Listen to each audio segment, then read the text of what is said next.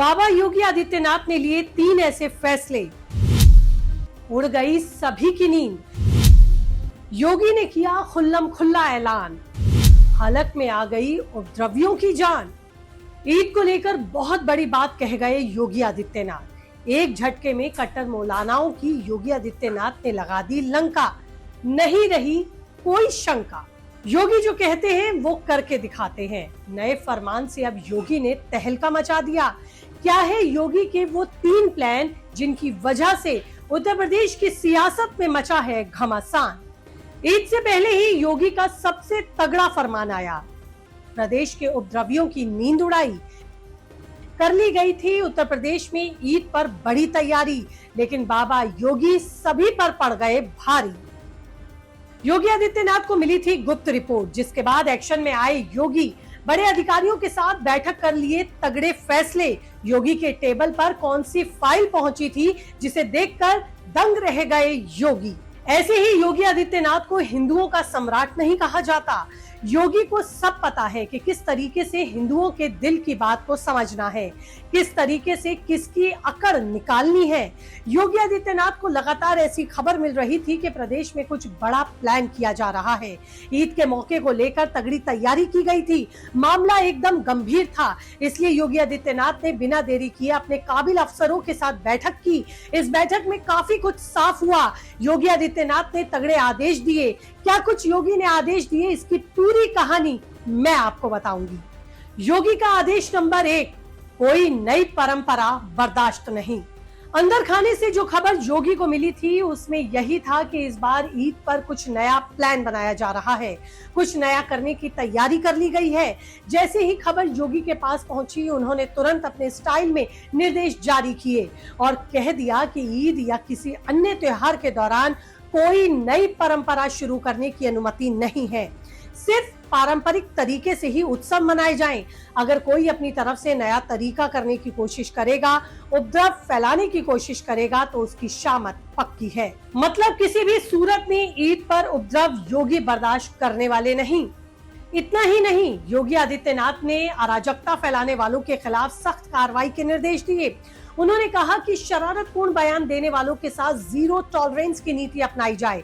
अगर कोई मनमानी करने की कोशिश करेगा तो उसका अंजाम बुरा होगा।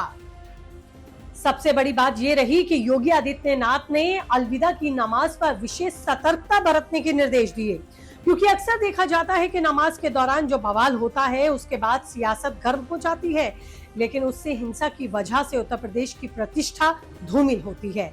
योगी आदित्यनाथ बिल्कुल नहीं चाहते कि किसी भी सूरत में प्रदेश की प्रतिष्ठा धूमिल हो, हिंदुओं को दिक्कत हो। इसलिए योगी आदित्यनाथ ने ईद से पहले अलविदा की नमाज के दौरान विशेष निगरानी रखने को कहा, ताकि किसी भी तरह की गड़बड़ी ना हो सके।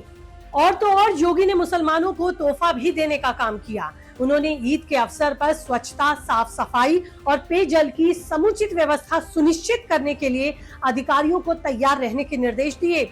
मतलब जो लोग योगी आदित्यनाथ की छवि को लेकर गलत प्रचार करते हैं, वो मुसलमानों के साथ अच्छा व्यवहार नहीं करते, ऐसा कहते हैं, ऐसे लोगों को भी योगी ने अब आईना दिखा दिया।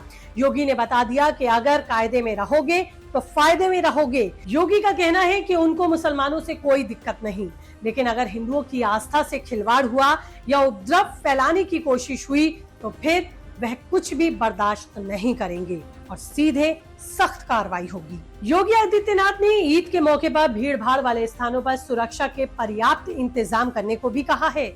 टेम्पो, ई रिक्शा चालकों और किराएदारों का सत्यापन प्राथमिकता के साथ करने के निर्देश दिए, ताकि संदिग्ध गतिविधियों पर नजर रखी जा सके। तो देखा आपने किस तरह मुख्यमंत्री योगी आदित्यनाथ ने प्रदेश की सुरक्षा और व्यवस्था को लेकर बड़ा कदम उठाया।